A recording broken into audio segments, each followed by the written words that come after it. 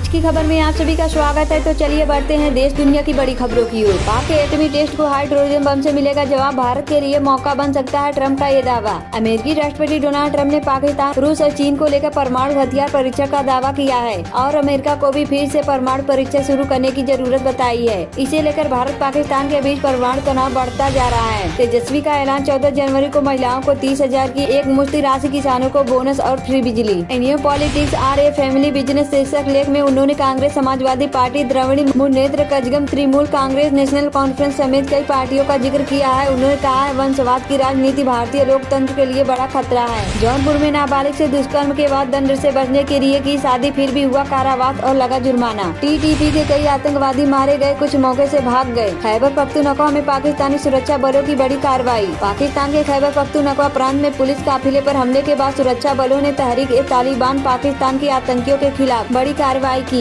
बन्नू जिले में हुई इस मुठभेड़ में कई आतंकवादी मारे गए, जबकि कुछ लोग भाग गए। प्रथम चरण के चुनाव प्रचार का आज शाम थम जाएगा शोर, पार्टियों ने झोंकी ताकत, 121 सीटों पर होगी वोटिंग। एक और चक्रवात की 8-4 नवंबर से आंधी तूफान की चेतावनी, IMD अलर्ट जारी। चक्रवाती तूफान मोन्ता ने पिछले दिनों भारी तबाही मचाई। तमिलनाडु, ओडिशा, बंगाल, झारखंड और बिहार में जमकर बारिश हुई। मोन्ता का असर अब तक नजर आ रहा है। इस बीच मौसम विभाग ने एक और चक्रवात की चेतावनी दी है। इसके प्रभाव से बारिश और आंधी तूफान की संभावना जताई गई है। साथ ही मछुआरों को भी अलर्ट किया गया है। सेना के जवान ने चादर ही तो मांगा था, इस बात पर इतना आग बबूला हुआ, साबरमती एक्सप्रेस का अटेंडेंट कर दिया मर्डर। साबरमती एक्सप्रेस ट्रेन में सेना के जवान की हत्या कर दी गई है। जानकारी के मुताबिक ट्रेन में चादर मांगने को लेकर सेना के जवान और अटेंडेंट के बीच विवाद हुआ था। इसी के बाद जवान की हत्या कर दी गई। अहमदाबाद प्लेन हादसे में बचना चमत्कार और सजा दोनों है। रमेश ने कहा, हर रोज मर रहा हूँ, परिवार से भी नहीं करता बात। अहमदाबाद प्लेन क्रैश को 6 महीने बीत चुके हैं, जिसमें 241 लोग मारे गए थे। एकमात्र बचे रमेश कुमार भारतीय मूल के ब्रिटिश नागरिक हैं,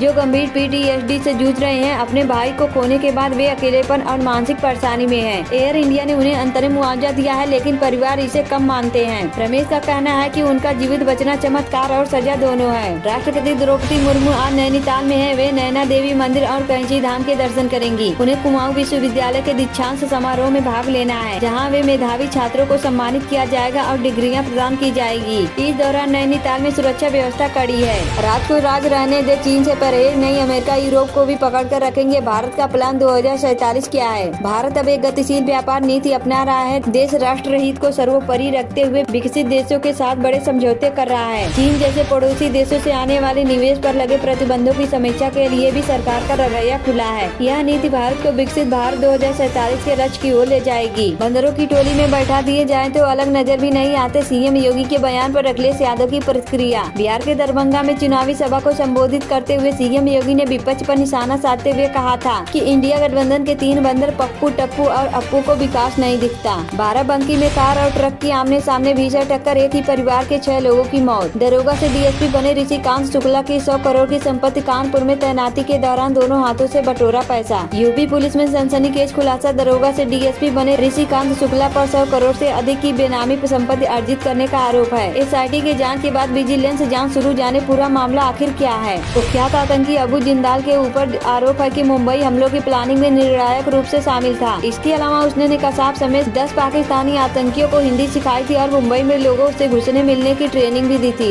योगी सरकार ने धान किसानों और चावल मिलों को बड़ी राहत दी है। नॉन हाइब्रिड धान की कुटाई की रिकवरी में छूट 1% बढ़ा दी है। सरकार का मानना है कि इससे प्रदेश में रोजगार के अवसर बढ़ेंगे और खाद्यान्न के क्षेत्र में यूपी आत्मनिर्भर हो सकेगा। पहाड़ों के बीच सुएज नहर, चीन ने फिर दुनिया को चौंकाया। रूस और यूरोप से बनाया ऐसा रास्ता, अरबों का हो रहा फायदा। सुएज नहर मिस्र में एक ऐसा जल मार्ग है जो भूमध्य सागर को लाल सागर से जोड़ती है। यह यूरोप और एशिया के बीच समुद्री यात्रा के लिए अहम है। यह दुनिया के सबसे व्यस्त शिपिंग मार्गों में से एक है। तुर्की में 7 मुस्लिम देशों की आनन फानन में सीक्रेट मीटिंग, पाकिस्तान की मौजूदगी में क्या खिचड़ी पकी। तुर्की में कतर, सऊदी अरब, UAE, जॉर्डन, पाकिस्तान, इंडोनेशिया और तुर्की के विदेश मंत्रियों ने गाजा में शांति पर चर्चा की। बैठक में अंतर्राष्ट्रीय शांति बल की स्थापना और युद्ध विराम लागू रखने पर विचार हुआ है। तुर्की ने कहा है कि बातचीत जारी है, संगठन का गठन अभी बाकी है। तेजस्वी की उंगली और जुबान काट देंगे, आखिर किस बात पर भड़के ओवैसी के नेता। बिहार विधानसभा चुनाव के लिए मद्देनजर जुबानी जंग तेज है। इसी बीच ओवैसी की पार्टी के एक नेता ने तेजस्वी यादव की जुबान काटने की बात कर दी।